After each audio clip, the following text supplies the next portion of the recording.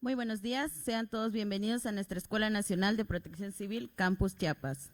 El motivo que nos reúne en estas instalaciones es para llevar a cabo la conferencia magistral Análisis de riesgo en cuencas, factores críticos y estrategias de prevención. Para continuar, permítame presentar a las personalidades que nos acompañan el día de hoy. Al doctor Tulio Bernabé, espeleólogo y conferencista.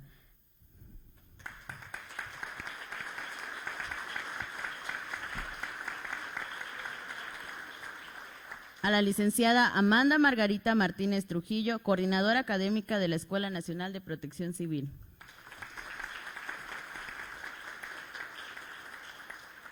Maestra Norma Francisca Lazos Farrera, coordinadora de la licenciatura en Urgencias Médicas Prehospitalarias.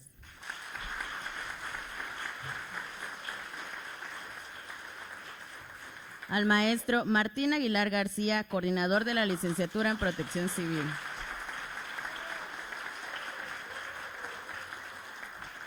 Al capitán piloto aviador Enrique Curiel Herrera, coordinador de la licenciatura en Piloto Aviador y Protección Civil.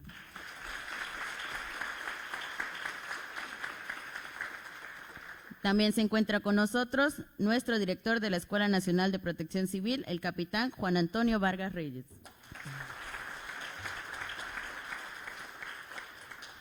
Continuando con nuestro programa, cedo la palabra al director de la escuela, al capitán Juan Antonio Vargas Reyes.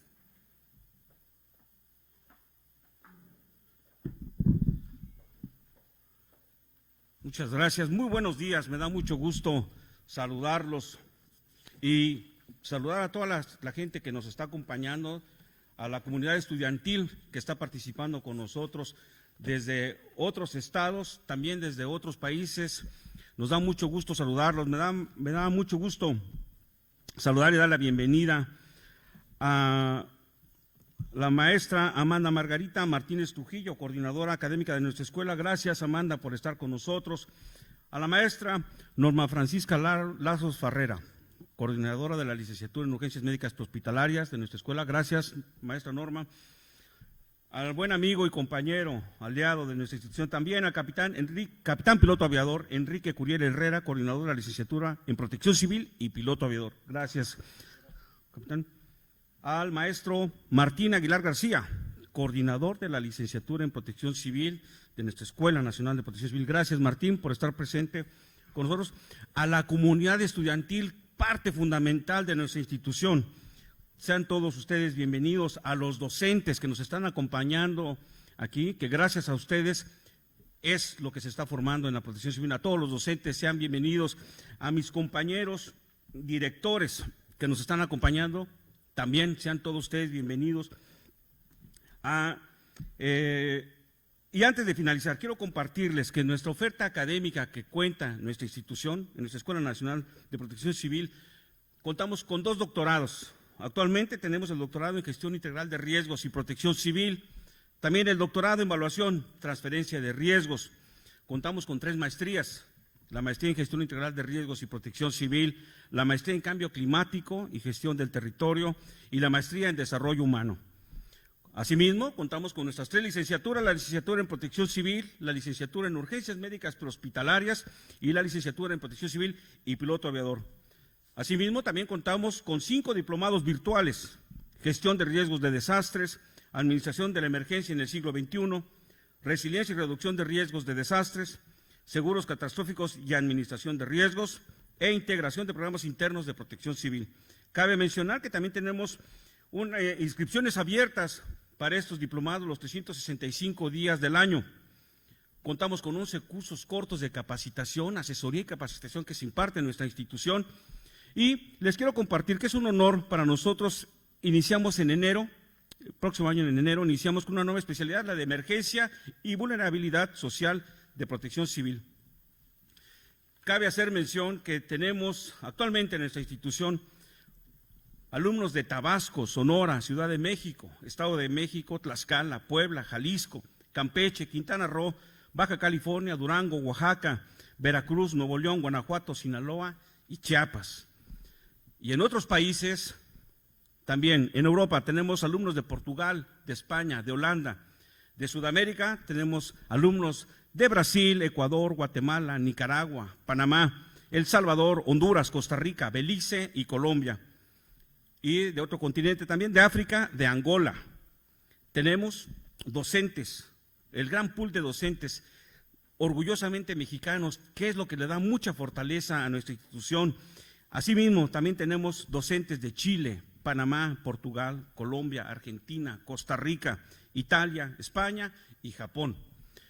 Como ustedes lo pueden ver, hacemos una gran invitación, para que todos se unan a esta gran familia de la Escuela Nacional de Protección Civil y que sean parte de la gran protección civil que estamos generando. Estamos llegando a otras partes del mundo y sobre todo estamos fortaleciendo a nuestro México. Muchas gracias. Bienvenidos.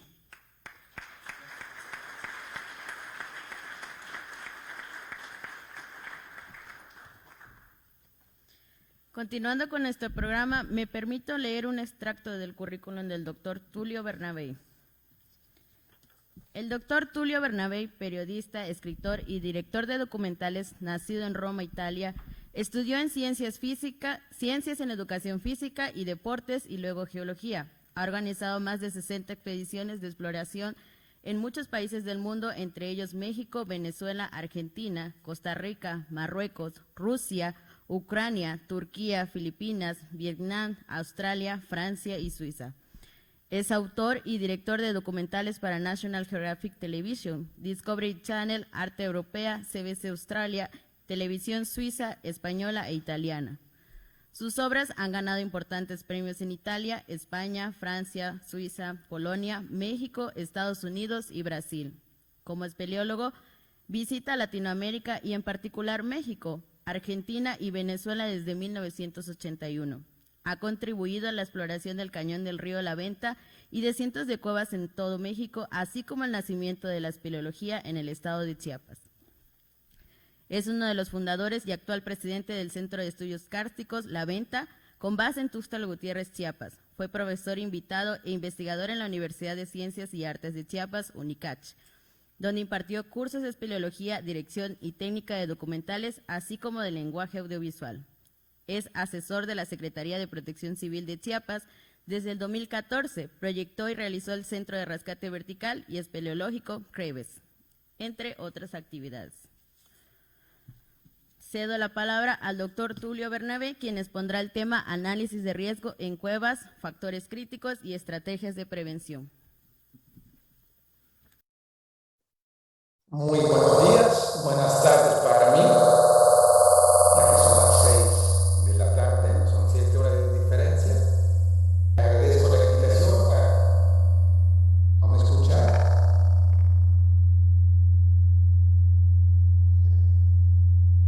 Aquí tengo abierto todo, ¿eh? Bueno.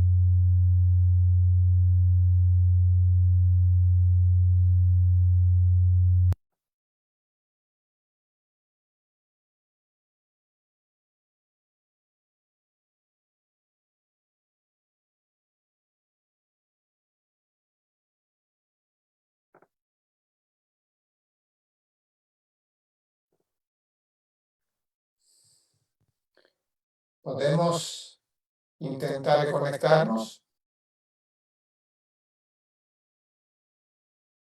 Ahora sí. Muy bien. Gracias. Un saludo a todos. Buenos días a ustedes, buenas tardes para mí, ya que son las 6 de la tarde. Y un gran saludo a todas las personas, los colegas, al director de la escuela. Y gracias por esta oportunidad. En la pasada conferencia hemos hablado del tema de cuevas y carcismo en el mundo y en México, ya que, como saben, el tema del mundo subterráneo es algo que estoy estudiando a lo largo de toda mi vida. En este caso vamos a enfocarnos más directamente en lo que es el análisis de riesgo en las cuevas. Le voy a compartir mi pantalla para que puedan ver.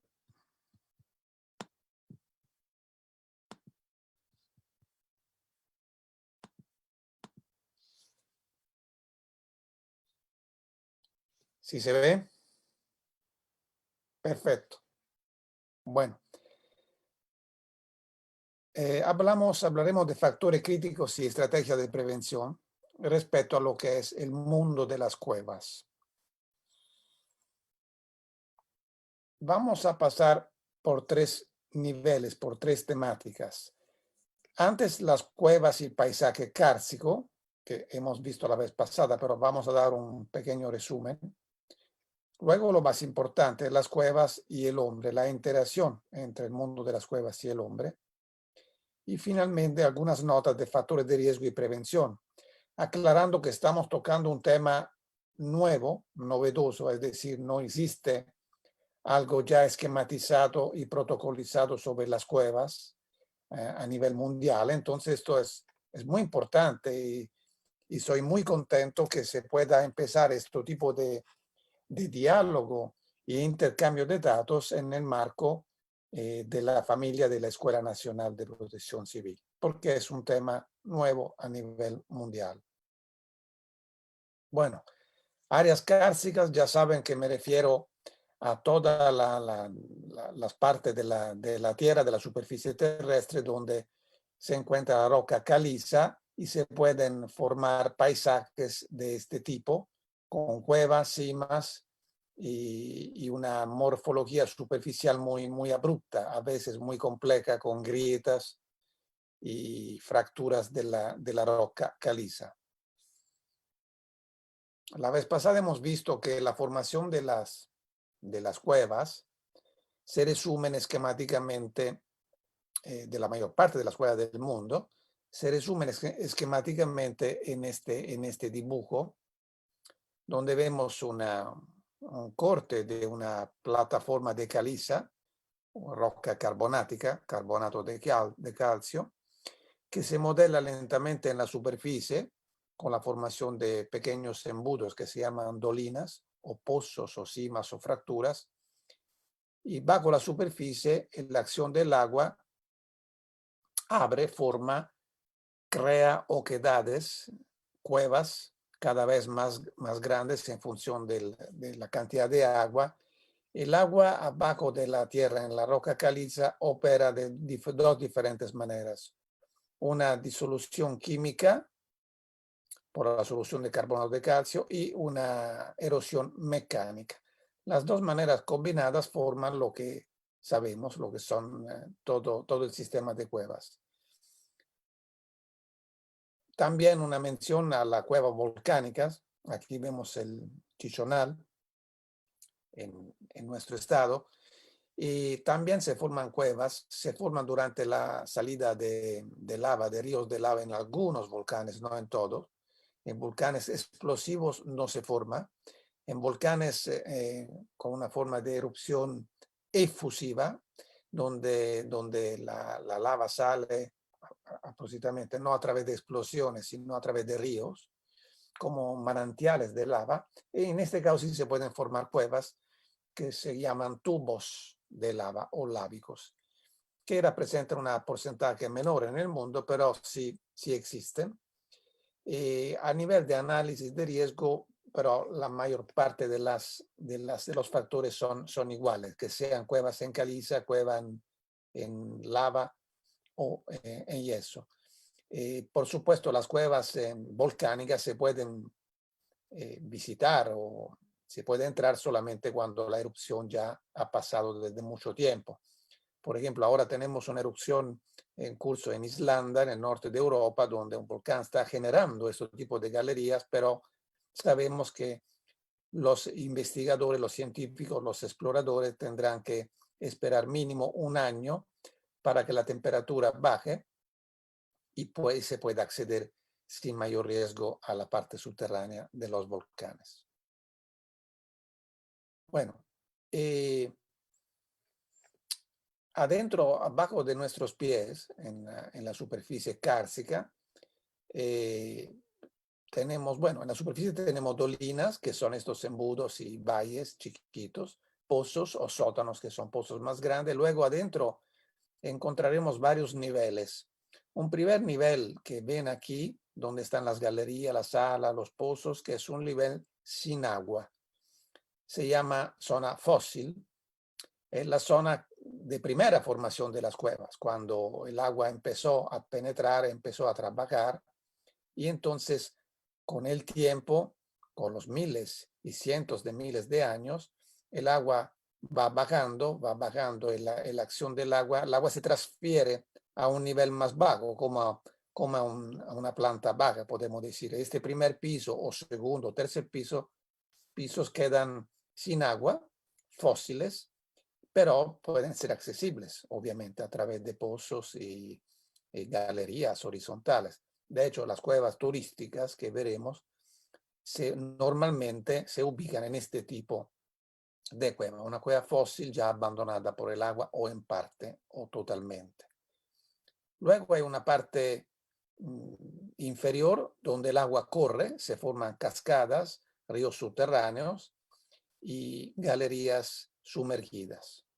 Esa es una parte que, por supuesto, tiene su importancia y tiene sus riesgos diferentes de la parte de arriba.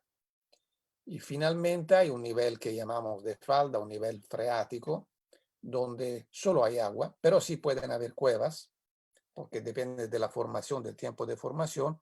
En este caso son cuevas totalmente inundadas y entonces ya es un ambiente muy límite. Veremos a quién interesa el análisis de riesgo para estos ambientes. Una de las características del área escársica hemos visto la erosión superficial. Pues la roca caliza se va dibujando de alguna manera, erosionando por relación del agua, por el pH y sobre todo cuando hay mucha vegetación, esta acción acelerada, esta corrosión de la roca caliza superficial, erosión y corrosión. Y luego el agua se mete en las grietas. Aquí vemos, por ejemplo, lo que se llama ejemplo de dolinas. Dolinas son grandes valles circulares, como embudos. Al final puede haber tierra o agua, en algunos casos en la parte de la sierra, en los lagos de Montebello, algunas de estas son dolinas con agua. También tenemos todo el fenómeno que se llama de los cenotes en Yucatán, aunque no son exactamente dolinas, pero para hacerlo más fácil, podemos llamar dolina cualquier forma circular en la superficie cárcica, con agua o sin agua. Y luego vienen los sumideros, es decir, el punto donde los ríos superficiales se meten en la tierra, desaparecen bajo tierra, que es un punto fundamental porque eso sí es un sistema muy directo de interacción entre el hombre, la civilización y el ambiente subterráneo, evidentemente. Aquí vemos algunos ejemplos de grandes pozos. Los pozos naturales, me refiero, en algunas cuevas son muy, muy profundos, pueden ser pozos de 200 o 300 metros o más. A la izquierda Pueden ver un pozo que se encuentra en San Luis Potosí, México, el famoso sótano de las golondrinas.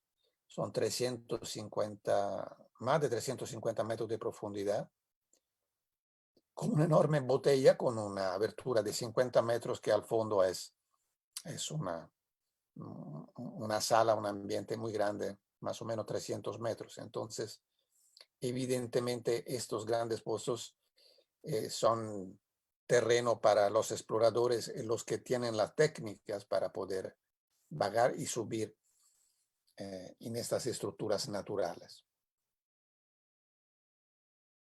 También aquí vemos otro pozo. Son verticales. Estas son las cuevas, la parte fósiles, la parte sin agua, que se caracteriza por la ausencia de río, de agua corriendo, y la presencia normalmente de lo que llamamos espeleotemas, que son estalactitas, la que viene de arriba, y estalagmitas, la que suben del piso hacia arriba. Y cuando se unen, forman columnas. Aquí otro ejemplo. En este caso, la superficie normalmente es arena o lodo, y el agua si va corriendo, va goteando de las estalactitas o corriendo en algunos puntos mínimos, pero esta zona de la parte subterránea de la montaña, de las cuevas, normalmente no corre riesgo de inundaciones. Estrechamientos, bueno, parte de la morfología de las cuevas son pasajes estrechos, difíciles, que son difíciles para el hombre. Digo, para la naturaleza es lo mismo, pero para nosotros puede ser un obstáculo casi insurmontable, o de todos modos muy difícil, que a veces hay que abrir un poco para poder pasar, como en estos casos. Obviamente, cuando hablaremos de riesgo, debemos considerar este aspecto de la parte estrecha de una cueva, porque la parte estrecha es un obstáculo a cualquier tipo de operación de rescate y puede retrasarla mucho. Aquí vemos otra parte. Esta se considera fósil, aunque hay agua, hay un lago, pero es un lago estancado, es un lago alimentado solo por el goteo y no por arroyos. Normalmente en este caso son depósitos de agua muy cristalina, como se ve, y normalmente si no hay una forma de contaminación en la superficie es agua potable. Luego, bajando en la tierra, en las profundidades, encontramos los ríos subterráneos, que son arroyos, normalmente no son ríos muy grandes, normalmente arroyos que pueden crecer en función de la precipitación de lluvias y que recorren galerías y pozos y obviamente dibujan un ambiente diferente en el sentido que es un ambiente en formación continua porque corre el agua y también para la frecuentación del hombre creando problemáticas de seguridad y aunque solo por el ruido constante de estos arroyos subterráneos que obviamente ya no existe la parte silenciosa y tranquila de una cueva contemplativa, no, aquí existe el ruido como si fuera una cañada, pero amplificado por ser bajo tierra, como en este caso también. Finalmente llegamos a las cascadas, a la parte cada vez más profunda donde crece la cantidad de agua porque se acumula de varias direcciones, vienen, bajan y llegamos a galerías inundadas donde la primera parte hay que nadar con el equipo adecuado y cuando está totalmente inundada pasa uno a hacer unos periobuso. Aquí vemos un ejemplo de una salida de agua en una cueva turística. Este es el chorreadero en la carretera, en la vieja carretera a San Cristóbal de las Casas. Es un lugar turístico que aprovecha una salida de agua, una resurgencia cársica, con una cascada que sale al exterior de la cueva y forma algunas lagunas donde la gente se baña.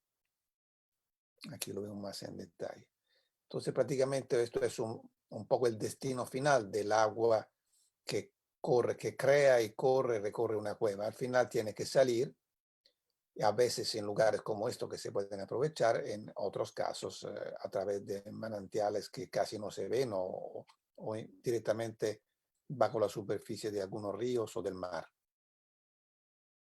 Aquí estamos adentro de esta cueva del Chorreadero, se ven las cascadas al interior, una gran sala, y algunas personas que están bajando con cuerdas, porque esta cueva en particular tiene una entrada 300 metros arriba en una grieta y la salida es la parte turística, el lugar turístico. Entonces se puede aprovechar de forma turística de dos maneras, como veremos. Esta es la salida vista del interior de la cueva.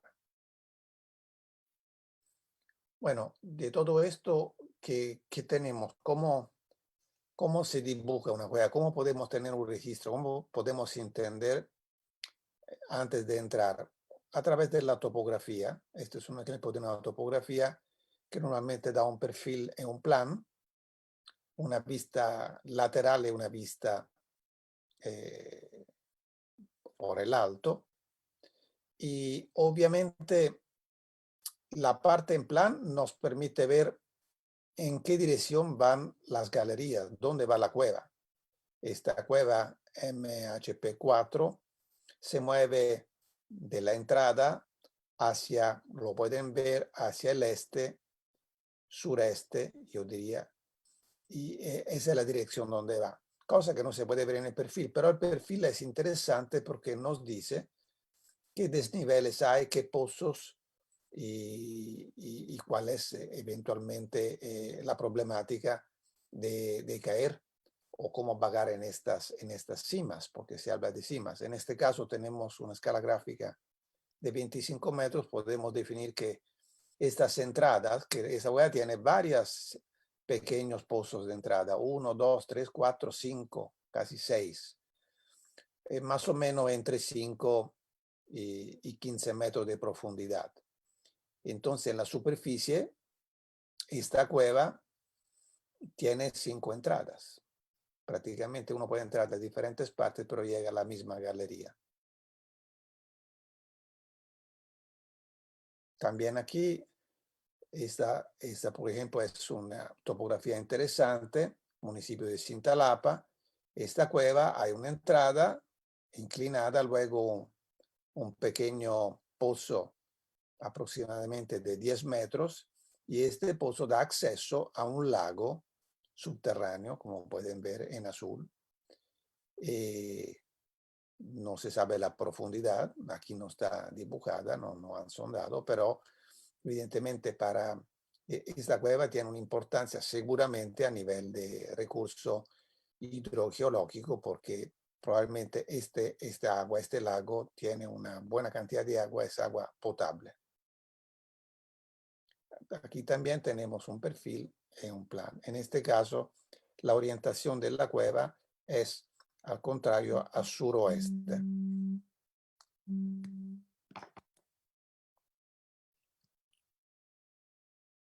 Bueno, esta es una topografía muy grande, una cueva muy famosa, la cueva de Rancho Nuevo, San Cristóbal de las Casas. Pueden ver en la escala gráfica 500 metros, no 50 o 25. Entonces estamos hablando de una cueva que en total tiene una extensión de más de 10 kilómetros y una profundidad, como pueden ver, de 500 metros. Aquí, en este caso, estamos viendo solamente el perfil, que al final es quizá más importante porque nos identifica, nos visualiza inmediatamente la profundidad y la parte vertical de cada cueva. Otra cueva famosa, aquí se ve mal porque es muy larga, esas son 13 kilómetros de cueva, es la cueva de Río La Venta, igual en el municipio de Cintalapa, que tiene 400 metros de desnivel, una entrada y una salida en el cañón de Río La Venta. Es una cueva también muy importante, una de las más importantes del estado. Y terminamos viendo lo que es un clásico cenote, que se encuentran, obviamente, nacen los cenotes, incluso a nivel científico, en la parte de Yucatán, de la península de Yucatán, donde se desarrolla el espeleobuceo, que es la exploración subacuática de las cavernas y galerías inundadas. No vamos hoy a tocar el tema de análisis de riesgo en espeleobuceo porque es un tema que nos llevaría muchas horas, muy complejo, pero en un futuro, si alguien está interesado, podemos tocar el tema del espeleobuceo. Bueno, entonces el ambiente, ¿qué es una cueva? ¿Dónde se encuentra y cómo más o menos está hecha? Esto es el primer punto, ¿no? Estructuras de diferentes profundidades, de 5 metros a 1000 metros, que se encuentran en los territorios kársticos, ¿sí? Con caliza, sobre todo, a 90-95% en el mundo, y que pueden extenderse bajo tierra con diferentes entradas por muchos kilómetros.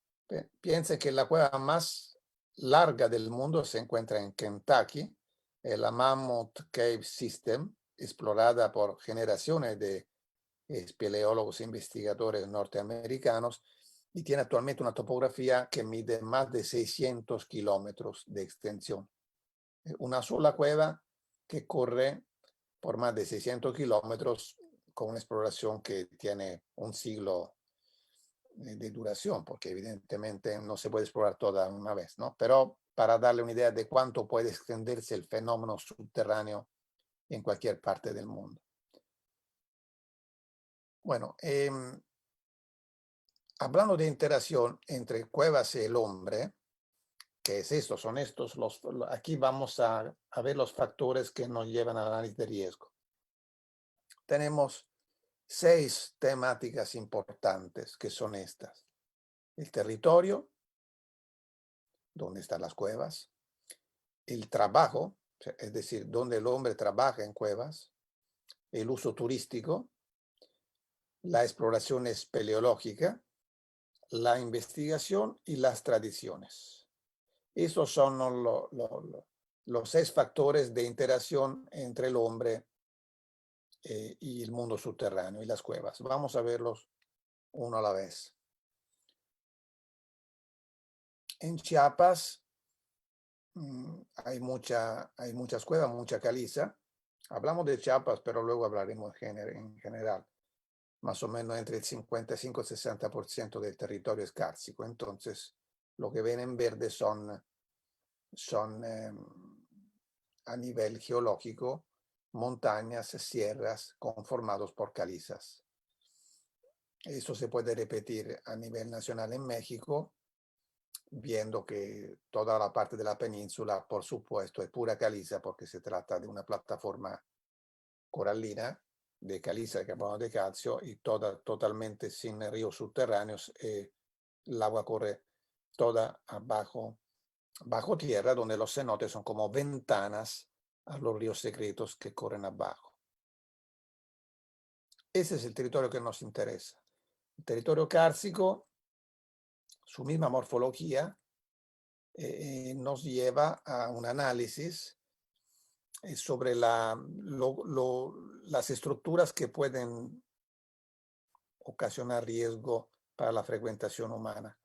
Para empezar, es un territorio normalmente muy abrupto, difícil, con mucha roca. Sí, hay cobertura de selva, pero abajo está la piedra, está la roca caliza, están las grietas. Hay puntos con tantas grietas que es muy difícil caminar, y hay cerros que a veces pueden ser muy elevados, inclinados con paredes verticales. Es un territorio difícil, sobre todo en algunas formas extremas que tiene. Y como bien saben los compañeros que se dedican al control de incendios, un incendio en la selva kárstica es un problema mayor porque el fuego corre bajo tierra, aprovechando las oquedades, las raíces y se mueve a través de las cuevas. Esto en la selva de Locote, por ejemplo, durante las grandes quemazones históricas ha ocurrido exactamente este fenómeno. Entonces, el área kárstica es un terreno no fácil, tampoco es muy fértil, puede crecer una selva, una vegetación muy interesante, pero tiene algunos factores críticos. En Chiapas tenemos casi el 60% del territorio kárstico de este tipo. Entonces, seguramente en su trabajo futuro de análisis de riesgo tendrán que evaluar algo que tenga que ver con área kárstica y patrimonio subterráneo, presencia de cuevas, grutas o cimas. Esto lo hemos visto la vez pasada. Estudios de la FAO afirman que entre 2025 y 2030, en esta década, el 80% de las aguas potables del mundo provendrán de áreas kársticas como estas, por la contaminación de las demás aguas. Y esto nos lleva a una reflexión importante sobre la fragilidad de este patrimonio, la importancia de la conservación, porque la contaminación es una acción directa de riesgo. Aquí estamos en la región de Yacalón y podemos ver cómo de una sola cueva sale un arroyo y con agua y muchas tuberías de acueductos. Entonces esa cueva logra alimentar todavía un arroyo para las personas que quieran bañarse o lavar las cosas y mucha captación de agua potable.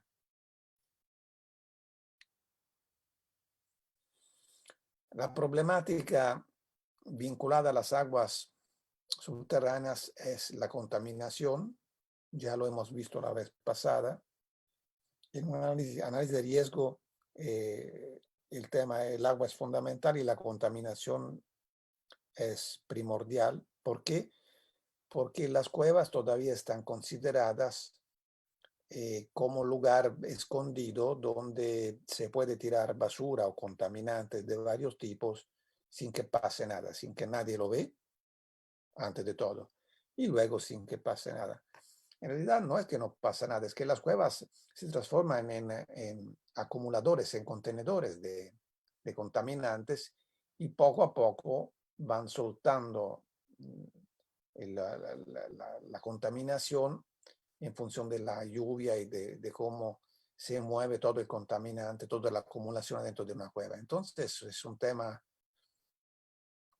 como ven aquí, en este caso son pañales y medicinas y botellas tiradas en una cima aquí en Chiapas. El tema es delicadísimo porque, ante todo, no sabemos, no conocemos todas las cuevas y no sabemos la cantidad de contaminación que existe hoy. En la que hemos entrado, hemos visto en muchos casos contaminación y es una cuestión cultural, de ignorancia, obviamente, pero aún con una cuestión de control, porque no podemos permitir que la ignorancia llegue a afectar la salud de la población. Y como hemos visto antes, las aguas subterráneas cruzan estas partes, estas rocas, esos derrumbes, estos contaminantes se contaminan, se avenenan y luego llegan a salir en algún punto y la gente los va tomando. A veces la contaminación es baja, a veces puede tener un pico muy alto, nadie lo sabe, la gente se enferma y no podemos tener un control o monitoreo de esto, es muy difícil. La prevención obviamente es tratar que las cuevas no sean basureros y una acción de limpieza, sacar estas cosas es algo que tenemos que poner en marcha a donde sabemos que el proceso existe. Y luego la conservación y la protección de las cuevas donde vive el hombre. No solo de las cuevas, porque veremos que también el área kárstica en general se puede contaminar, aunque no exista en este punto una cueva, un sumidero. No importa porque el agua filtra. Aquí lo vemos. Tenemos ahora un estudio, una compañera que está viendo esta parte de contaminación, de posible contaminación en la cuenca de Ocosocuautla, donde están estas instalaciones intensivas de pollos o de otro tipo de animales también, creo, cerdos, se están haciendo. El tema no es que se hagan o no se hagan, es que es tomar la conciencia de que estamos en áreas cársticas y que todos los líquidos que salen de estas instalaciones deben ser tratados. Si son tratados, no hay problema relativamente, pero debe ser tratado porque si filtran en el subsuelo y llegan a las corrientes subterráneas, llegan a contaminar las cuevas, los acueductos, los depósitos de agua que todavía ni conocemos todavía dónde están, pero sabemos que existen. Entonces llegan a contaminar nuestro futuro. Por esto es importante una acción de control, de poder hablar con las empresas para que pongan un tratamiento de aguas residuales vinculado a este tipo de instalaciones. Igual tenemos en la misma zona, en la vieja carretera a Ocosocuautla, un relleno sanitario que, como ven, se ha impermeabilizado y obviamente es muy difícil controlar lo que pasa en la parte de impermeabilización abajo, ¿no? Si se forma alguna grieta, alguna apertura y el contaminante empieza a filtrar abajo. Está equivocada la idea que se puede hacer en un área cárstica, porque todo lo que se pierde de control filtra. En cambio, hay otro tipo de áreas donde no filtra, son impermeables los terrenos. En este caso, se optó por una impermeabilización que debe tener una duración larga y esperamos que todo esto sea bien controlado. Pero es un ejemplo de algo que con una buena planeación no se debe hacer. Porque al final el agua corre en las cuevas, forma estos bonitos arroyos, pero así están contaminadas, queda contaminada durante mucho, mucho tiempo. El tiempo de reoxigenación y limpieza, autolimpieza de las aguas subterráneas es lento, es muy lento. El segundo tema del ambiente, del territorio, son los desprendimientos, los colapsos, que se llama sinkhole en inglés, que se generan en territorios cársticos, normalmente no solo, sino activados por alguna pérdida de una tubería subterránea que ayuda el ampliamiento, la excavación de alguna manera de estas oquedades, la abertura de oquedades, la alimenta, la acelera y al final se dan estas situaciones que son típicas de algunas áreas cársticas. Se llama sinkhole. Y esto es un tema obviamente muy impactante para la población. Pero también son sinkhole, estos pequeños pozos que se abren por ser cárstico el territorio. Es normal que se formen estos embudos, las dolinas y luego pequeños pozos y cimas. Y esto tiene que ver obviamente con la seguridad de la gente que vive en esta zona. La que vimos antes, este es un pequeño pozo de pocos metros que puede ser peligroso sobre todo para el ganado, pero también para las personas y los niños. Y una cima muy grande en la zona de la presa de Malpaso que tiene 300 metros de ancho y 280 de profundidad. Estos son los tamaños que pueden existir y convivir en la misma área cárstica. Una cima chiquita y un enorme abismo de ese estilo. Obviamente los riesgos son diferentes, pero son parte del mismo fenómeno.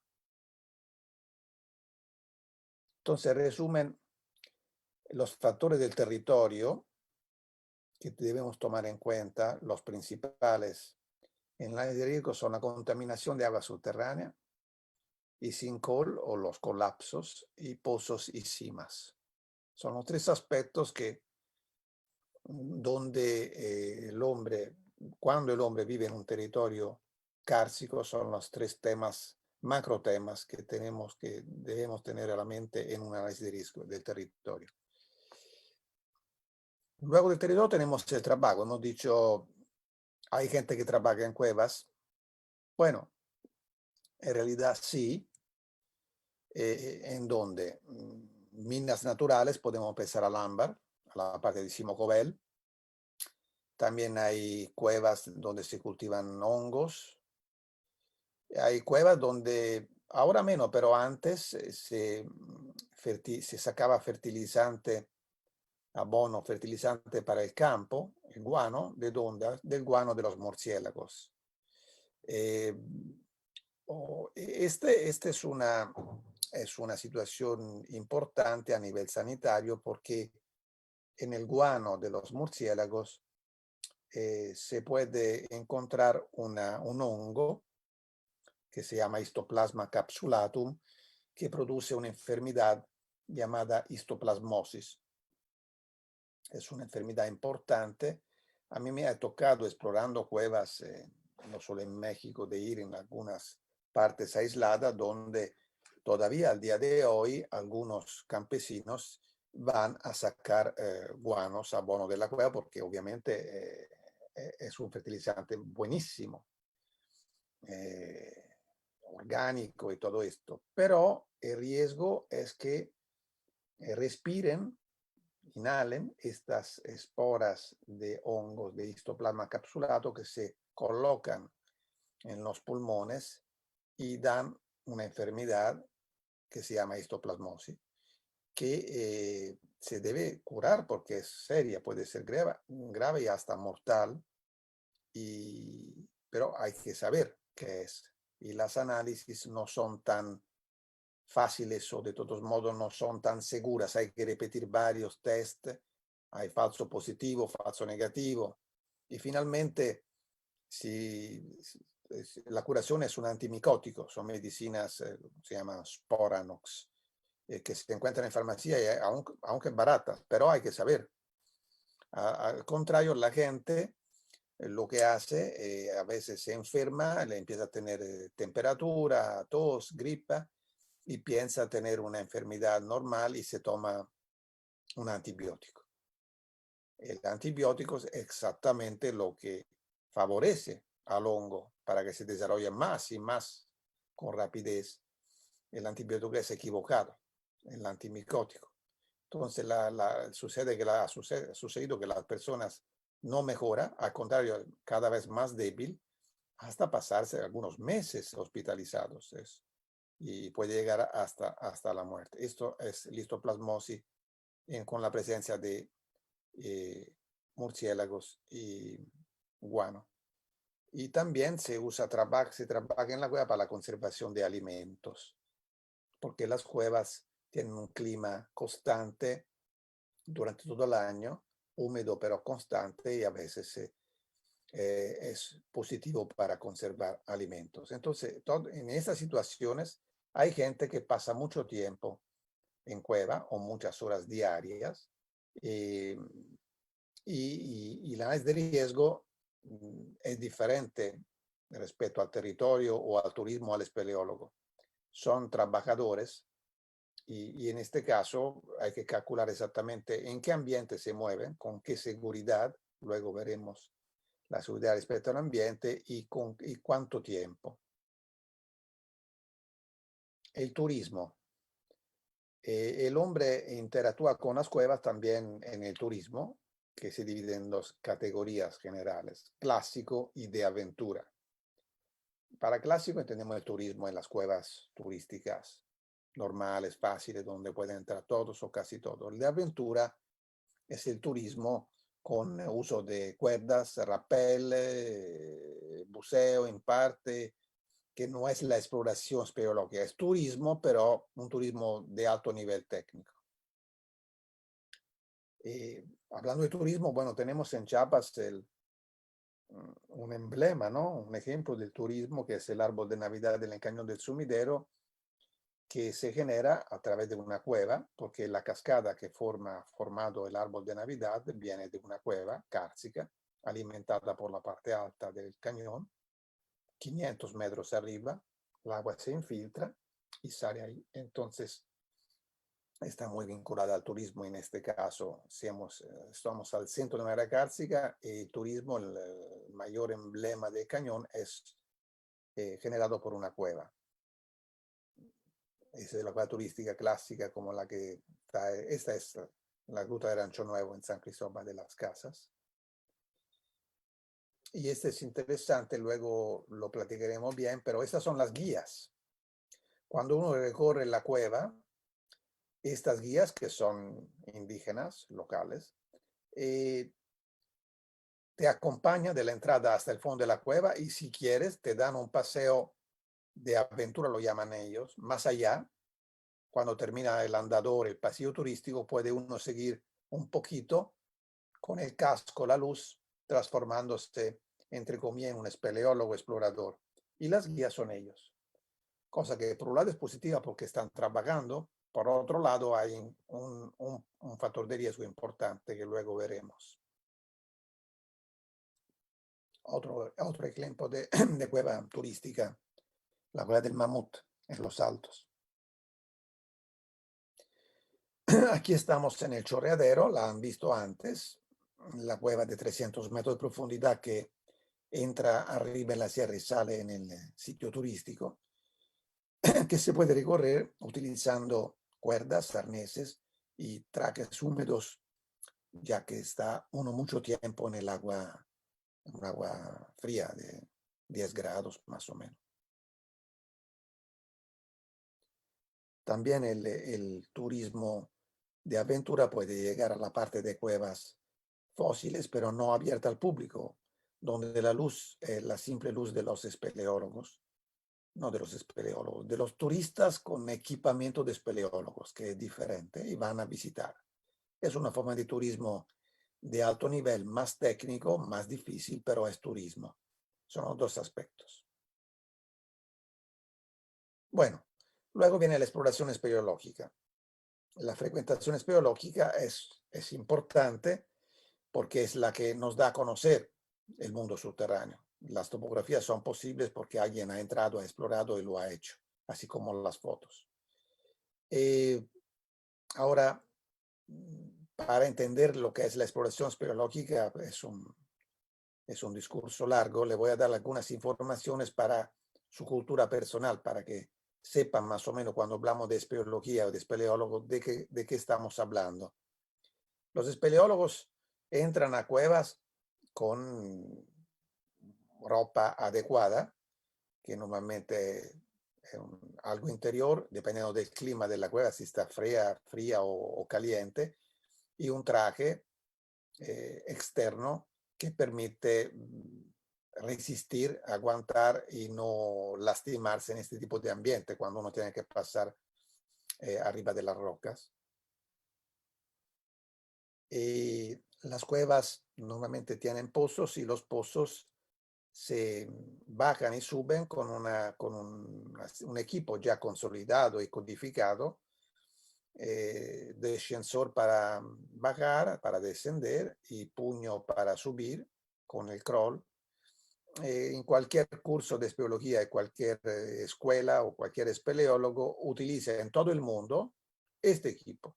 Es muy generalizado, no hay mucha diferencia, la técnica es la misma. Esta es una técnica que antes, hasta 1900, hasta los años 70, se utilizaban escaleras de madera, de cuerda o metálicas. Luego se introdujo una nueva técnica de single rope, solo una cuerda, y ahora hasta hoy no ha cambiado la técnica, el equipo más o menos es lo mismo. En todo el mundo un espeleólogo entra con este tipo de equipo, ¿ok?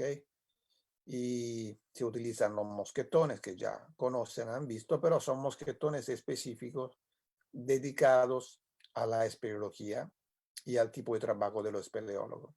Esto es un descensor que usan los espeleólogos para que lo sepan, para que si ven a alguien que se dedica a esto, ya sabemos de qué estamos hablando. Este es un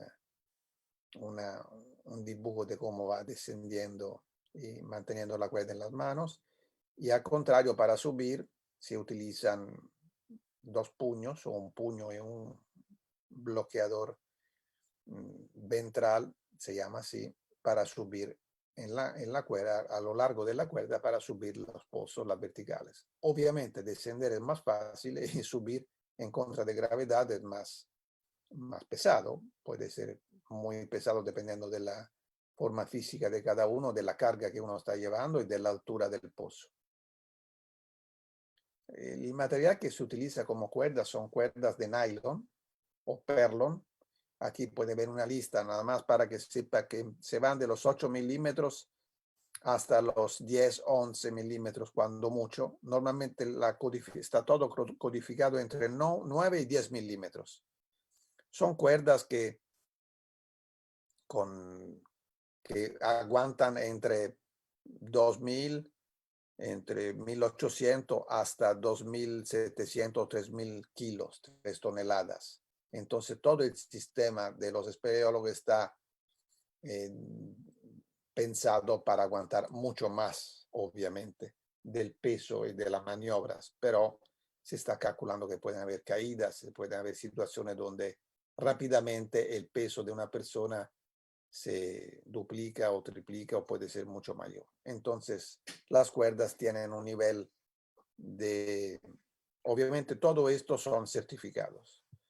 Una cosa importante, si le tocará algún día checar a algunas personas o compartir con algunas personas actividad de exploración en cueva o de descenso en cueva, aunque por turismo, con cuerdas, es que el material debe ser certificado. Estas cuevas, estas cuerdas, todas tienen una certificación que garantiza que aguantan un cierto cargo y también que no solo aguanten, sino que en el momento de una caída importante tengan una elongación que le permita absorber parte de la fuerza, alargándose un poquito, extendiéndose y de esta manera proteger el cuerpo de la persona que cae. Entonces, es todo un sistema certificado en espeleología como en montañismo que debe ser utilizado. Meterse a una cueva, como a veces hemos visto, con una cuerda industrial que se encuentra en cualquier ferretería, es un riesgo importantísimo porque esa cuerda no tiene las capacidades de aguantar el peso y la caída de una persona. Entonces puede producir un daño, aunque aguanta, por ejemplo, no se corta, no se rompe, pero sí provoca un daño, transmite una fuerza al cuerpo de la persona que le puede incluso romper un hueso o quebrar la columna. Bueno, ¿qué usan los que van a la cueva? Usan colocar clavos para anclajes para cuerda, que son taladros normalmente como esto de batería, y meten un tipo de clavo de diferente tipo, pero todos son clavos a expansión, se llaman. Perforan la caliza y colocan estos clavos. Estos clavos son seguros, aguantan también un par de toneladas. Obviamente depende de cómo se ponen, como para cualquier cosa, y la experiencia de quien lo hace. Entonces también ver un clavo en una cueva no quiere decir que eso sea que fue puesto de la manera mejor. Hay que checar y tener mucha experiencia para esto. Entonces es mejor antes de tomar la iniciativa de colocar un clavo, compartir esto con un experto que pueda aconsejarnos bien. De último, el mayor cuidado que tienen los espeleólogos, los que se meten en las cuevas para evitar el riesgo de caída y de accidente mortal, es lo que se llama fraccionamiento, es decir, donde la cuerda va a tocar en el pozo un punto, donde toca una roca que la puede poco a poco romper o de todo modo empezar a cortar, evidentemente esto no puede ocurrir. Entonces en estos puntos se coloca otro clavo como en la foto y se vuelve a empezar el descenso y la subida. Cada punto donde la cuerda toca la roca se transforma en un anclaje. Esta es la técnica base para salir bien y no tomar riesgos en cuevas. Aquí estamos adentro de un pozo muy bonito de 30 metros, visto de abajo por arriba. También aquí un tiro de 50 metros. Se ven las personas chiquitas arriba de la gran... Esta es una forma calcítica, como una agua corriendo a lo largo de los miles de años ha formado casi una cascada de piedra muy alta, donde el espeleólogo para bajar tiene que utilizar una cuerda.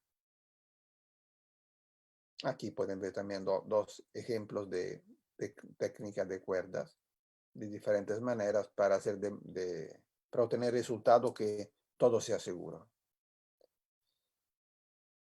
Bueno, esta es la exploración espeleológica. Entonces hemos visto que los espeleólogos en todo el mundo se meten a las cuevas naturales normalmente de caliza, utilizan técnicas y equipo más o menos generalizado, no muy diferente, y utilizan clavos para apagar los pozos y para evitar que la cuerda se pueda dañar.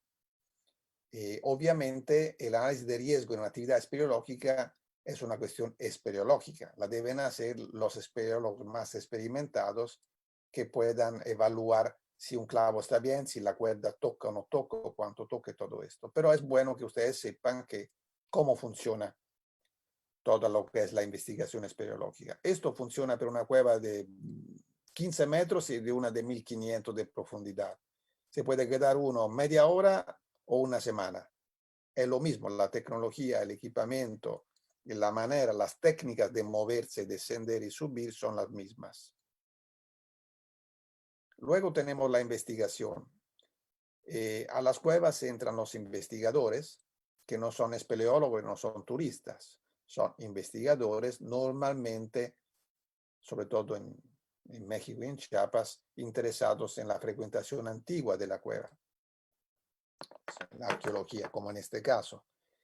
Evidentemente, si la cueva fue accesible antiguamente, no debe tener muchos riesgos. Esto sugiere la lógica, pero no es siempre así, porque las condiciones a lo largo de los siglos o miles de años pueden haber cambiado.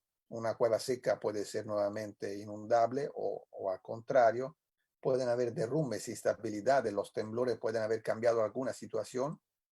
Y entonces los investigadores normalmente deberían entrar acompañados por expertos, guías o espeleólogos o personal local que sepa, que conozca la cueva. Ellos también, antes de una campaña de trabajo en una cueva, deberían preparar su análisis de riesgo y un protocolo de actividad, hablando de arqueología.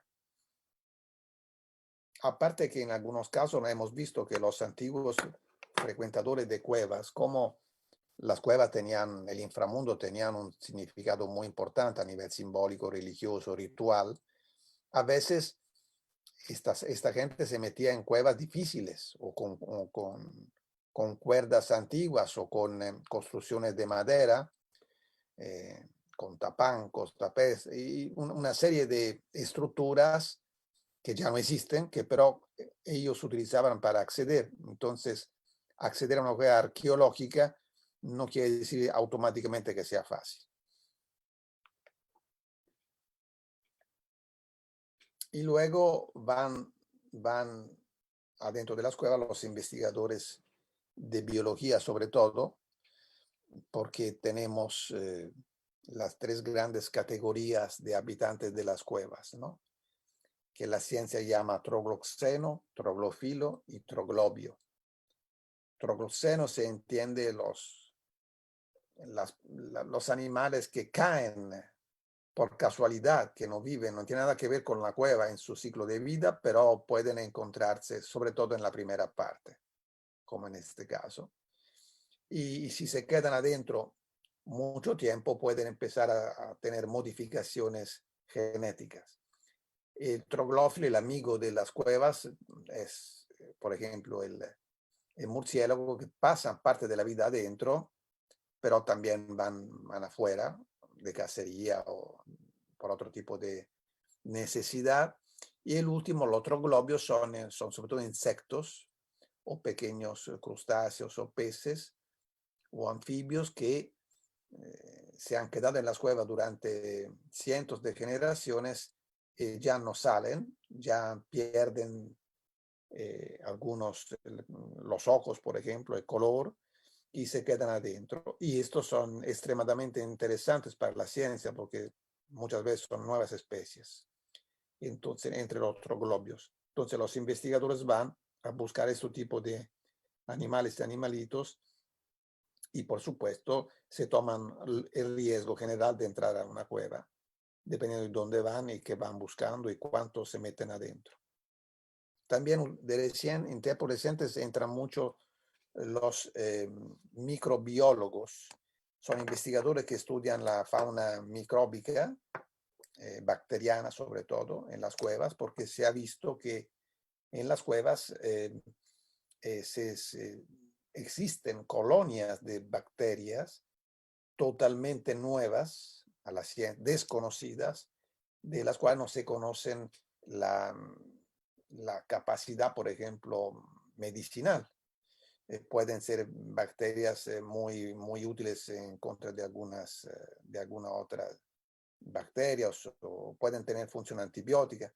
No se sabe. Entonces es un tema de estudio nuevo, pero sí sabemos que muchas personas, biólogos y microbiólogos, suelen entrar a las cuevas para tomar muestras de estos organismos no muy conocidos o desconocidos. Finalmente entran a las cuevas también las personas normales por tradiciones rituales, sobre todo. En este caso vemos en una esquina, en un rinconcillo de una cueva, ofrendas y rituales más o menos mágico, religioso.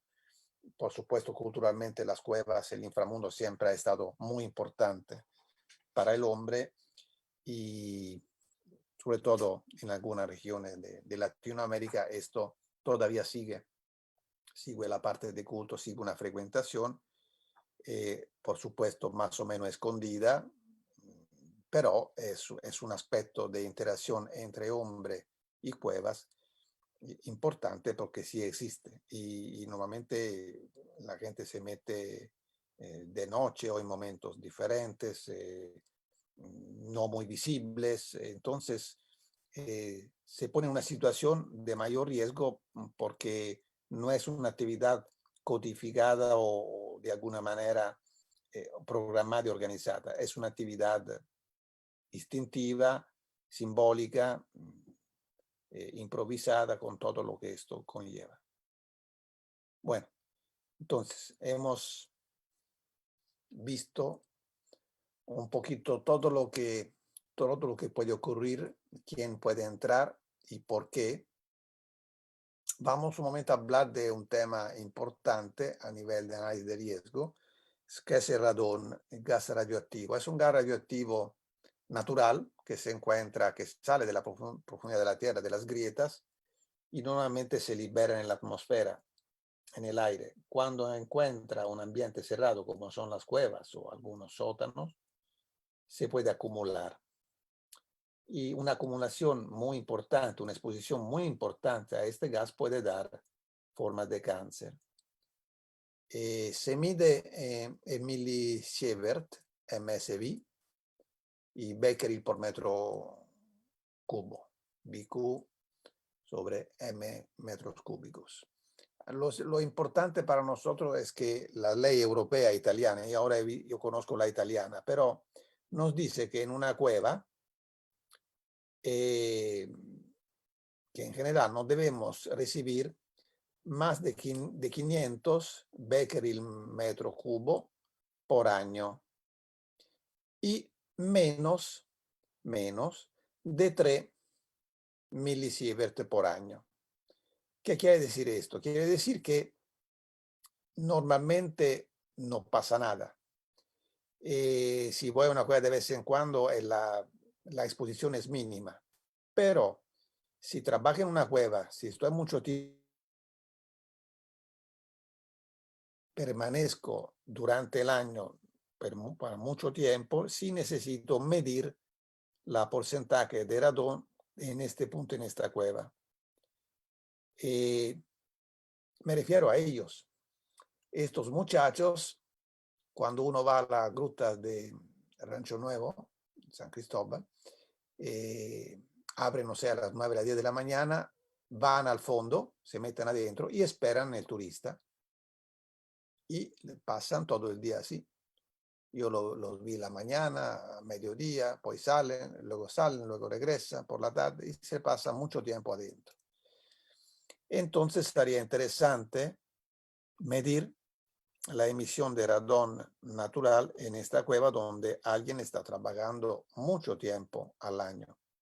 Nosotros sabemos que más o menos en una cueva normal, esos son datos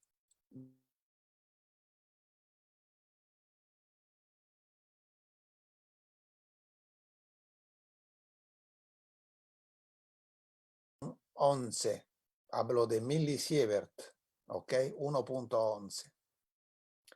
Entonces, como el máximo es 3, no deberíamos permanecer en una cueva o en un ambiente con radón más de 500 horas al año.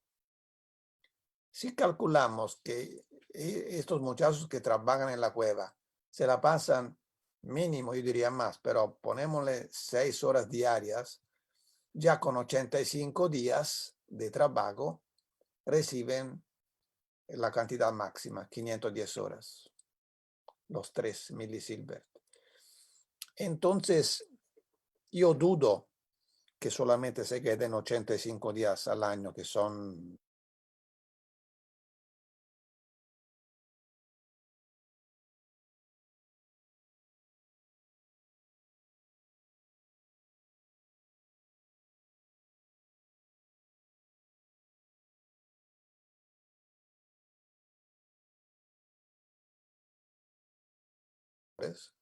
que lo pueden bajar, van al sitio de la Organización Mundial de la Salud, se llama Manual de la OMS sobre el radón en interiores, una perspectiva de salud pública, porque se mide también en los edificios, en algunas partes donde hay fábricas subterráneas y todo esto.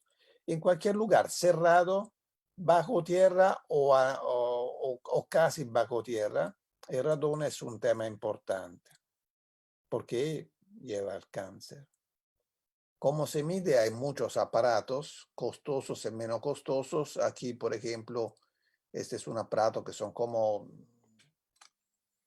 un cartón, son medidores de radón, muy sencillos, se ponen al interior de la cueva o del lugar y se debe dejar mínimo un mes.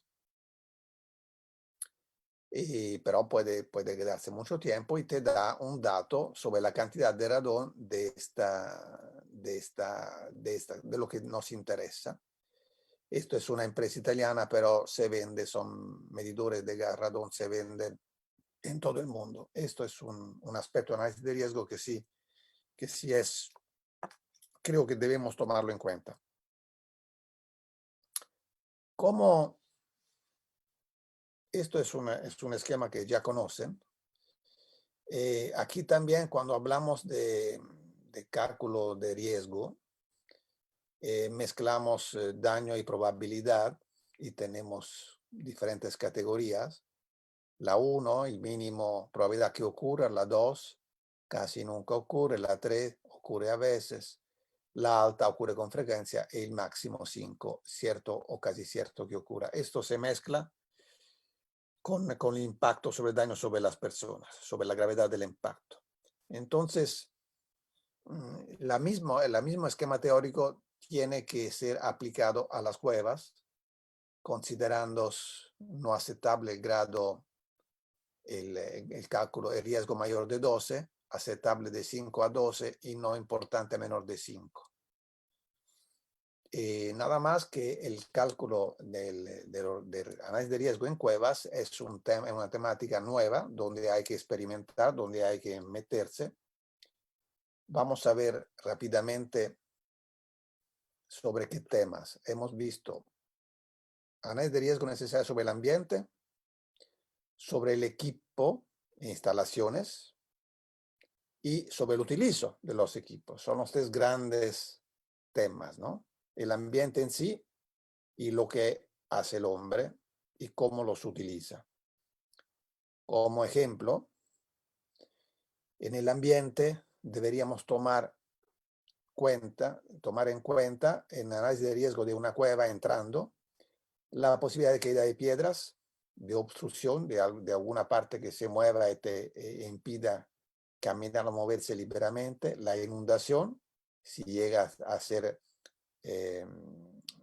inundada por una vertiente de agua de repente o no bien calculada, la posibilidad de perderse, orientación, porque es laberíntica, han visto algunas cuevas en las topografías muy sencillas y otras muy complejas, ¿no? La cueva americana de 600 kilómetros puede imaginar con cuánto sea difícil recorrerla sin perderse. Es un laberinto increíble. Posibilidad de temblor, ¿qué pasa en esta cueva durante un temblor? Calidad del aire, radiación, el radón, calidad de agua. Calidad de agua está obviamente vinculada, pero puede ser una microcontaminación local. Uno toma el agua en una cueva, en un laguito, y una semana antes en este lago alguien había tirado una batería, una pila, algo contaminante, o simplemente algo que nos provocó una intoxicación. Presencia de animales o biohazard. Hemos visto que animales peligrosos en realidad no hay, pueden haber a la entrada de una cueva, sobre todo serpientes, pero adentro no son animales muy peligrosos, aparte la cuestión del guano de los murciélagos. Los murciélagos no son peligrosos, pero porque no interactúa con el hombre simplemente, es muy difícil que se pueda venir en contacto realmente con un murciélago. Pero el guano sí, se puede respirar y dar histoplasmosis, la presencia de vegetales o hongos que pueden provocar algún tipo de problema a la piel o al aparato respiratorio, posibilidad de abrasión si no llevo un traje, una protección a mis piernas o mis brazos, puedo provocarme una abrasión superficial, hipotermia, obviamente, porque aunque no sean tan frías, sobre todo en ambientes tropicales, pero la humedad es alta y quedarse aunque a 15, 16 grados con el 100% de humedad a lo largo sí crea hipotermia. Deshidratación por falta de agua y obviamente movimiento, caída breve, caída larga, con diferentes consecuencias, simple resbalada y también el método externo, es decir, a veces entrando saliendo de la cueva hay que considerar la posibilidad que sea una zona donde puedan caer más rayos o tempestas o tormentas de ese tipo, de otro tipo. Y la segunda parte es el equipo, instalaciones y utilizo del equipo. Por ejemplo, el corte, la ruptura de una cuerda o de un anclaje, eso depende de quién lo ha puesto, pero aquí hablamos de espeleología, pero también de turismo, de aventura, ¿se acuerdan? Entonces, hay mucha más turismo de aventura que espeleólogos. Turismo de aventura mueve una cantidad de gente, que bueno, porque genera recursos, pero se utilizan equipos certificados que deben saber colocar o utilizar. Entonces, hay que analizar el corte de la cuerda o ruptura, la posibilidad que se corte la cuerda evitándola, o la ruptura del anclaje porque no está bien colocado. Pero también a mí me ha tocado ir en algunas cuevas turísticas donde el andador era de madera podrida y era más peligroso la madera que la cueva en sí. Tenía uno que caminar en una estructura inestable. Y hablando de la frecuentación técnica, una maniobra equivocada, coloco mal la cuerda o mal el descensor y me puedo caer. La presencia de pasajes difíciles físicamente y técnicamente, o estrechamientos o escaladas donde la persona pueda tomar un riesgo exagerado, hay que prevenir como facilitando el pasaje. La falta de luz. La falta de luz a nivel turístico, en una cueva turística, se puede producir. Las cuevas son oscuras, oscuro, el negro más negro. Entonces, una falta de luz puede provocar situaciones de pánico, de nervios, dificultad. Entonces, ¿cómo se previene esto, no? Y naturalmente esto ocurre también durante las visitas turísticas o de aventura con su propia instalación. Siempre que cualquier persona entre en una cueva para turismo, aventura, arqueología, investigación, debe tener 2 fuentes de luz, una de uso y una de reserva.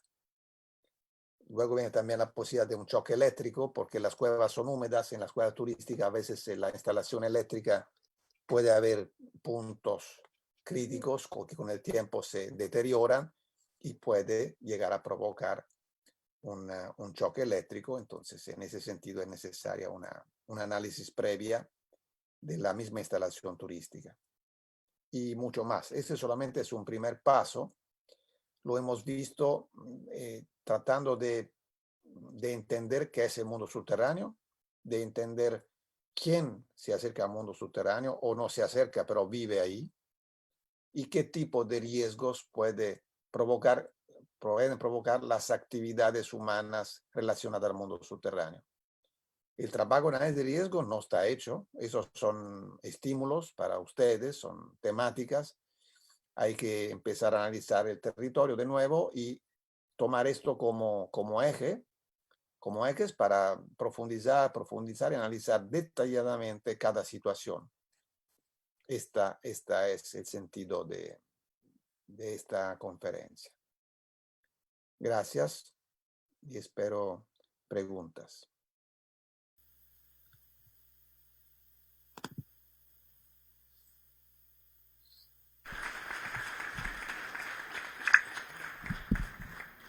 Muchas gracias, doctor. Abrimos la sección de preguntas y respuestas.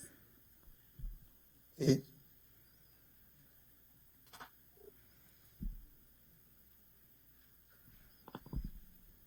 ¿Hay algún alumno que tenga alguna pregunta hacia el doctor?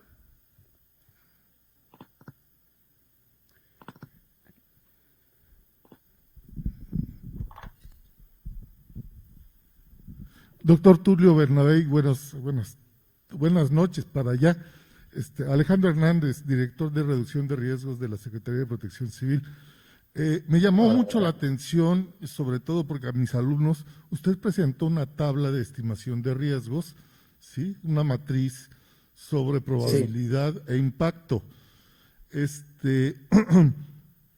Quiero pensar que la estimación de riesgos de una cueva tiene que hacerse por tramos, porque hay distintos tramos desde la entrada, la parte media, la parte más profunda, ¿sí?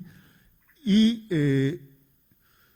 en base a esos tramos poder calcular la incidencia, el impacto o la probabilidad de las acciones que puedan ocurrir para aumentar el riesgo. En su experiencia o como ha visto, ¿dónde se han presentado los más accidentes dentro de una cueva? ¿Al inicio, en medio o al fondo? Gracias. Gracias por la pregunta, muy interesante. En realidad, como tú dices, depende de la parte de la cueva, ¿no? Porque pueden haber situaciones y tramos muy tranquilos, podemos decir, y otros más peligrosos. Normalmente, cuando se clasifica una cueva como riesgo, se toma en cuenta la parte más riesgosa, es decir, si aunque sea una pequeña parte de la cueva con alto riesgo, toda la cueva viene clasificada como cueva de alto riesgo, porque si uno entra, dependiendo de dónde está este punto, va a enfrentarse con una situación de este tipo. Por ejemplo, como en la escalada, ¿no? En una escalada en roca, en una pared, en una montaña, se clasifica el tipo de dificultad. Puede ser que toda la ruta, el itinerario, sea una escalada fácil, de grado 3, pero que tenga solo un pasaje de 5 metros de grado 6. sea, la ruta es de grado 6, porque si tú le dices a una persona que todo 3 con alguna cosita más difícil, va toda la gente que solo sabe escalar el 3 y cuando llega al 6 se detiene o cae.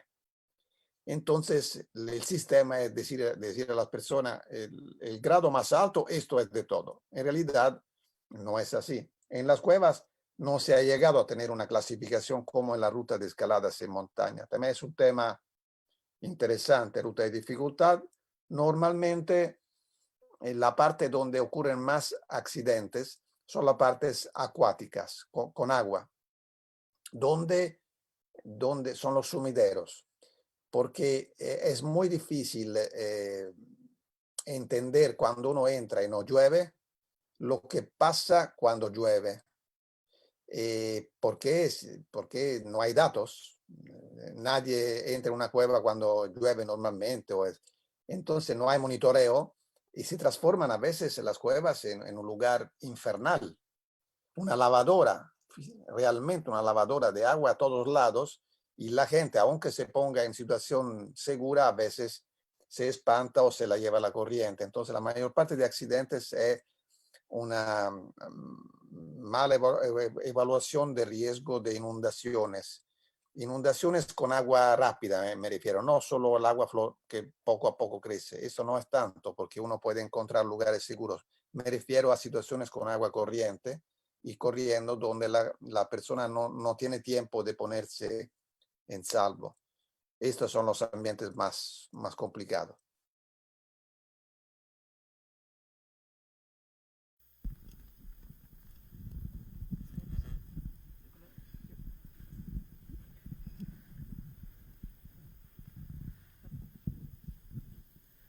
Doctor Tulio, soy Ricardo Morgan, docente de la Escuela Nacional de Protección Civil.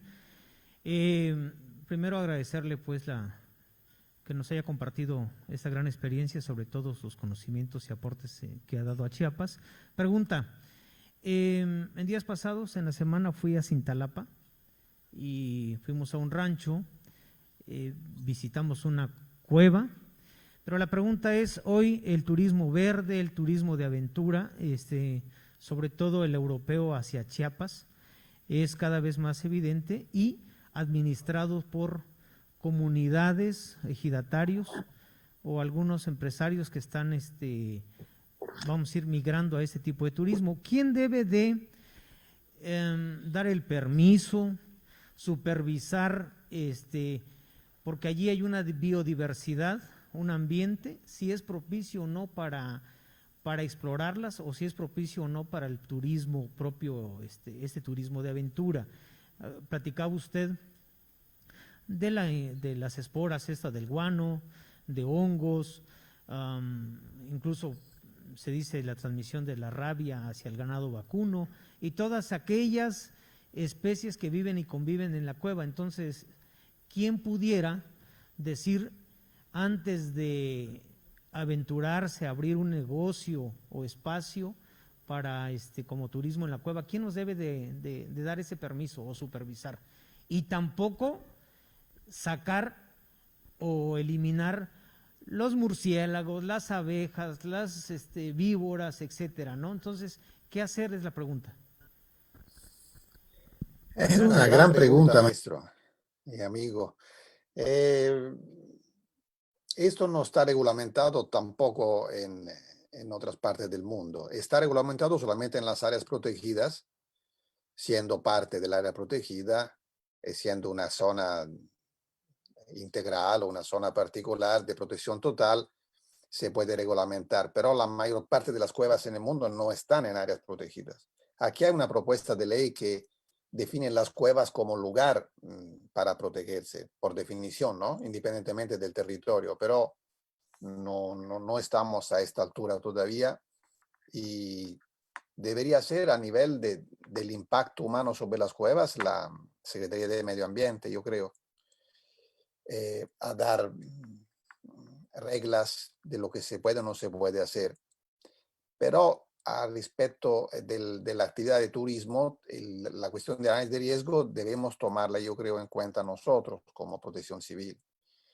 Pues la Secretaría de Medio Ambiente tiene que proteger el medio ambiente, nosotros tenemos que proteger la vida humana. Y en la actividad en cuevas se mezclan los dos factores. Tomamos riesgo y dañamos el medio ambiente si no utilizamos un protocolo, unas reglas y si no tenemos límites. Es un tema muy caliente, muy difícil. Pues esperamos que también de estas ocasiones de platicar salgan propuestas y se pueda sensibilizar los tomadores de decisiones para que se comience un proceso de control sobre esto. Es necesario un proceso de control, de conocimiento y control. Y en este caso, México y Chiapas serían pioneros en esto, porque no es muy spot en todo el mundo y depende de la sensibilidad de una administración o de un parque. Pero no existe una legislación y un sistema codificado, ¿no?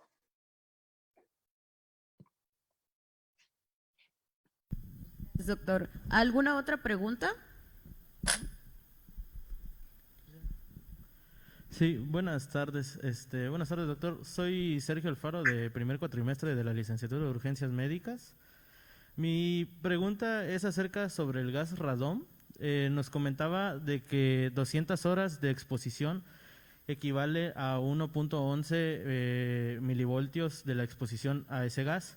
Y puede ser, mi pregunta es si ese gas en específico es uno de los progenitores hacia tener algún tipo de cáncer, y qué tipo de cáncer predomina más en los espeleólogos que están expuestos a ese o que han estado expuestos a ese gas. No conozco el tipo de cáncer, pero lo podemos checar en la publicación de la Organización Mundial de Sanidad. Seguramente sí, es una radiación. Sí, entonces, como todas las radiaciones, el efecto principal es esto, son varios tipos de cánceres, creo, de la sangre, pero eso no lo sé. Lo que puedo decir, afortunadamente, es que la exposición para empezar, ese es un dato estadístico general, varía.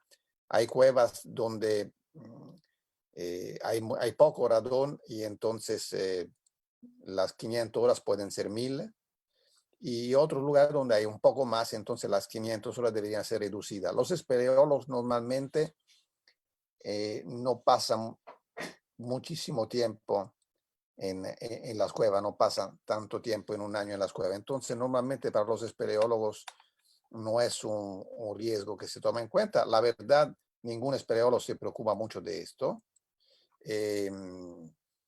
Nosotros hemos empezado a preocuparnos porque cuando hemos trabajado con los astronautas de la Agencia Espacial Europea, de la NASA, y hemos empezado a llevar los astronautas en cueva, obviamente la Agencia Espacial nos ha pedido una área de riesgo sobre el radón. Entonces vinieron los científicos, hicieron sus mediciones y de ahí empezamos ahora a saber cuánto es. No impacta, no tenemos estadísticas sobre los espeleólogos a lo largo de la vida si han tenido alguna consecuencia para la actividad espeleológica. Yo creo que no, porque es limitada. Eso toca mucho a los trabajadores, porque la cuestión de la acumulación es si tú pasas diarios muchas horas.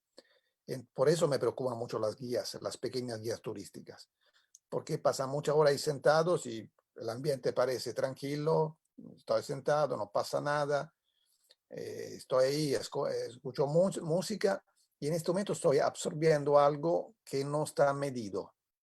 Posiblemente si hacemos las mediciones resulta que estamos tranquilos, pero son palabras. La medición es algo necesario para gente que trabaja en una cueva o en un ambiente subterráneo. Entonces creo que es una cuestión de seguridad, de salud muy, muy importante. Los espeleólogos, repito, no creo, por lo que sabemos, que sean afectados por su actividad espeleológica durante un año. Considera que un espeleólogo entra en una cueva y se queda normalmente 5, 6, 7 horas, pero lo hace una vez a la semana o 2 veces al mes. Entonces, para llegar a cientos y cientos de horas no le llega. Entonces, no acumula tan mucho, aunque es un tema para investigar.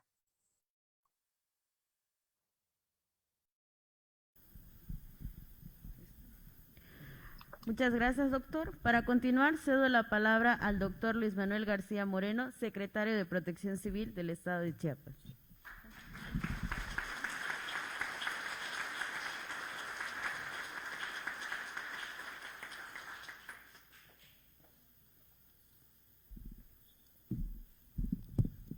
Muchas gracias, muy buenas tardes a todos, a todas. Saludo con mucho afecto a mis compañeros y compañeras de la mesa del presidio, de manera muy especial a los alumnos, alumnas de las diferentes carreras de la Escuela Nacional de Protección Civil Campus Chiapas, a los docentes, al personal administrativo y a quienes nos siguen a través de las diferentes plataformas digitales, para agradecer al doctor Tulio Bernabé el que nos comparta sus conocimientos sobre el análisis de riesgos en las cuevas de Chiapas. Es un tema muy importante y fíjense, aquí hay materia prima, mucha materia prima para investigación, para tesis, diversas tesis. Solo un dato, y lo hemos trabajado con el doctor Tulio Bernabé desde hace varios años. En Chiapas hay más de 900 cuevas, de las cuales hasta el día de hoy solo están exploradas 120. Se tienen identificadas y georreferenciadas las entradas y falta mucha legislación para protegerlas, para evitar que se contaminen, porque en muchas de ellas ahí hay depósitos de agua y esa agua es la que requerimos y la que vamos a requerir a futuro para el consumo humano, y con eso evitar problemas a la salud. De tal manera que la protección civil, como todos sabemos, debemos proteger la vida, el patrimonio y el medio ambiente. Y las cuevas son tanto patrimonio como medio ambiente, y es un trabajo que tiene que ver directamente con la gestión integral de riesgos. Agradezco que el doctor Tulio Bernabé, desde Italia, desde Magliano Sabina, que está muy cerca de Roma, allá ya es de noche, son casi las 8 de la noche prácticamente, nos esté compartiendo estos conocimientos. Y justamente un día como hoy, hace 2 años, aquí estaba físicamente, nada más que la pandemia interrumpió los viajes, pero bueno, a través de ahora de la tecnología podemos seguir comunicados. Muchísimas gracias, haremos llegar nuestro reconocimiento formal desde el gobierno del estado de Chiapas, vía digital, al doctor Tulio Bernabé, y bueno, continuamos con nuestro programa. Un saludo muy afectuoso hasta Italia. Muchísimas gracias, Tulio, un abrazo, y bueno, continuamos con nuestro programa de actividades. Gracias.